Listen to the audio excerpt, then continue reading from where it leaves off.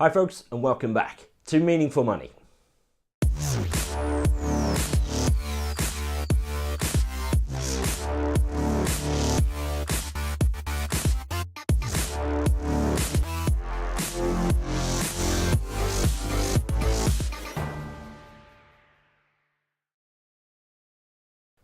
Okay, I'm here in my little office for once, and the reasons will become clear in a minute, because I've talked in the past about if you are going to seek an advisor, to seek financial advice from a regulated advisor in the UK.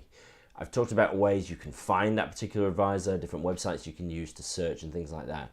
But one of the throwaway comments I've used is that you should check out any prospective advisor before you meet them on the FSA register. Now, the FSA is the Financial Services Authority. It's the regulator of financial services in the UK, and they have a register of all firms and all individuals who are registered and licensed to practice in this country. So I thought, rather than tell you about how to do that, I'd show you how to do it with a screencast. So before I do, I must thank my friends as ever, Seven Investment Management, for continuing to sponsor me. I'm really grateful to them.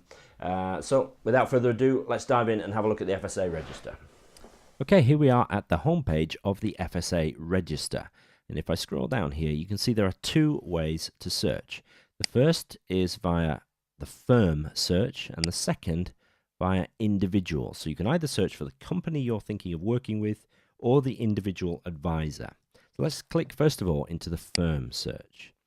Now again, I'll scroll down. There's a couple of ways you can do this. There's by the firm reference number, which, let's face it, you're probably not going to know before you see the firm. If you do perhaps have a first meeting with them and the advisor provides you with a business card, their firm reference number will be on it. So you can just type that in here, hit submit. Or you can do the other way, which is a little bit easier if you don't know the firm reference number, and just type in the name of the company you want to work with, perhaps the postcode, we're in Penzance, which is a TR18 postcode, and then hit submit. And you'll get a list of firms, only two. This is our sister company, which is a general insurance broker. And here we are, Jackson Life and Pensions Limited. Now, you might not recognize that because we actually use a trading name, which is Jackson's Wealth Management. But you can see that that is listed here. And, hopefully that's enough for you to recognize the firm. And what you can do then is click in here and get a bit more detail. Okay, now this is the home page, if you like, the basic details page of Jackson's on the FSA register. It tells you that we're currently authorized.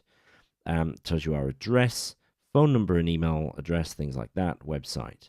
A couple of other things. There's a few links at the top here. Most of them are quite technical in their content and probably won't interest you very much. There's a couple of things you definitely need to see. First one is names.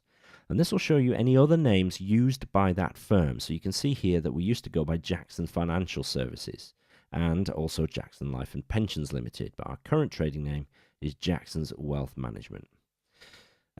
Over here on the left is disciplinary history, really important. If the regulator has taken any disciplinary action against the firm you're thinking of working with, it will be listed here. And I'm pleased, obviously, to show you that there has never been any disciplinary action against Jackson's in the past.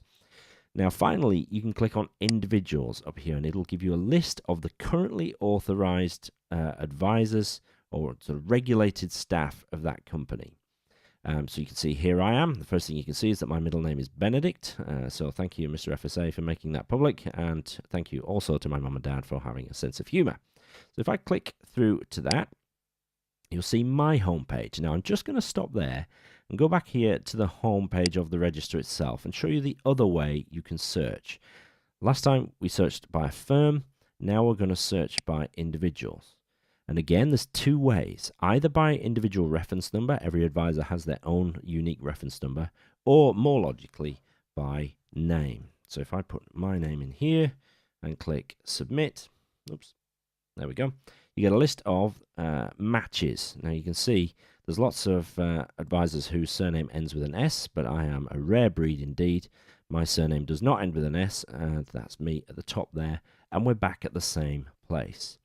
So, 3 bits to my record on the FSA register. One is here that I'm active, and these are the jobs I'm currently doing under my current firm. So it shows you that I'm a director, I have oversight over compliance, and also that I'm a customer-facing advisor. A couple of other things up here. You can see my history. So for each of the controlled functions that the FSA oversee, you can see my history. And also just sort of a high-level look at the different firms that I worked for before joining Jackson's and the start and end dates of those firms.